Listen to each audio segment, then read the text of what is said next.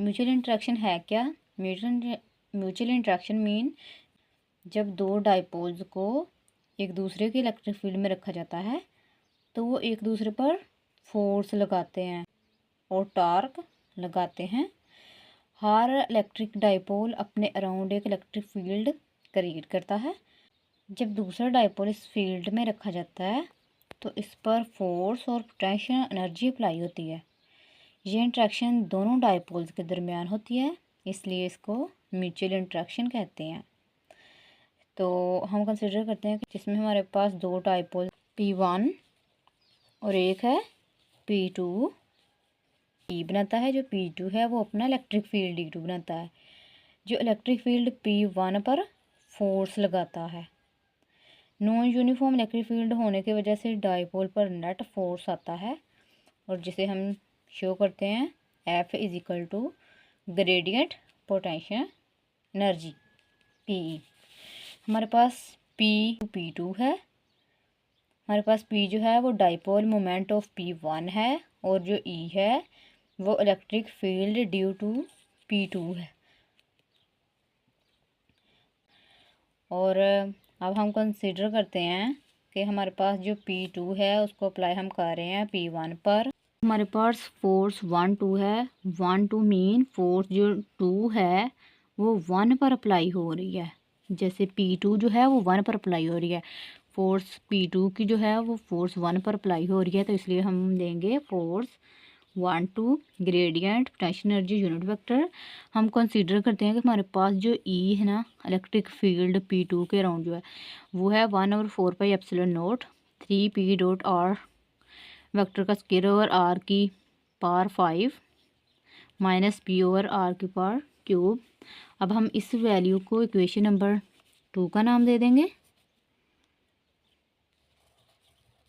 और इस वैल्यू को हम इक्वेशन नंबर 1 का नाम दे देंगे। तो अब हमने क्या करना है, इक्वेशन नंबर जो 2 है इसको पुट करना है इक्वेशन 1 में। Equation 2 put in 1।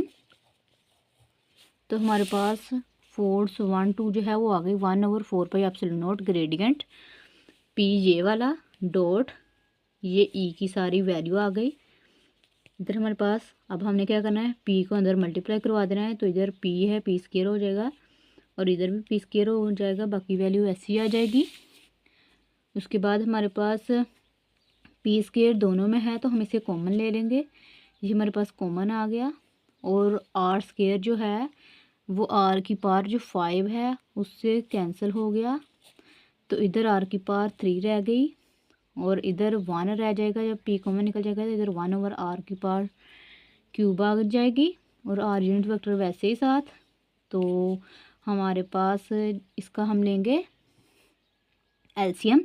जब हमने एलसीएम लिया तो 3 - 1 दोनों की नीचे वाली जो वैल्यू है वो सेम है, तो इसलिए R क्यूब आ गया, R यूनिट वेक्टर साथ वैसे ही। तो 3 में से 1 माइनस किया 2 आ गया। अब हमने इस 2 को इस 4 के साथ कैंसिल किया तो इधर 2 रह गया। P square 2 pi epsilon not. अब हमने इसका पार्शियल डेरिवेटिव लिया R के रिस्पेक्ट से, तो ये R जब नीचे था इसकी पावर 3 थी, जब ऊपर गया तो इसकी पावर -3 हो गई।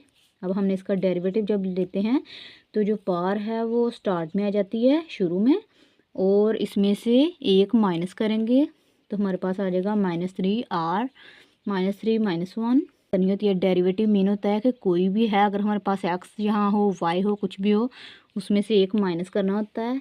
तो हमारे पास R यूनिट वेक्टर साथ वैसे ही 3 हमने कॉमन ले लिया, -3 P स्क्वायर और 2 पाई एप्सिलॉन नॉट, -3 और -1 -4 हो गया। -4 जो ऊपर था उसको हम जब नीचे लेके गए तो वो हमारे पास प्लस में पावर आ गई। तो R यूनिट वेक्टर और यूनिट वेक्टर जो है वो रिप्रेजेंट किया जाता है R का वेक्टर और R की मैग्नीट्यूड। तो ये हमारे पास फोर्स आ गई जो P2 अप्लाई हो रही थी और P1 पर। इसी तरह सिमिलरली जो फोर्स P1 है अप्लाई होगी फोर्स P2 पर तो वो भी इक्वल होगी, तो इसलिए हमारे पास फोर्स 1 2 जो है वो इक्वल होगी माइनस फोर्स 2 1 के। तो हमारे पास फोर्स 2 1 जब लेंगे तो माइनस का साइन है, साथ माइनस का साइन आ गया इस फोर्स का, और इसी तरह इसके साथ भी माइनस है तो जब इस वैल्यू को इधर रखा तो इसका भी माइनस का साइन है, जब माइनस माइनस से मल्टीप्लाई होंगे तो वैल्यू प्लस में हो जाएगी। तो हमारे पास F21 जो है वो हमारे पास इसकी इक्वल आ गया। This is called mutual interaction of two dipoles.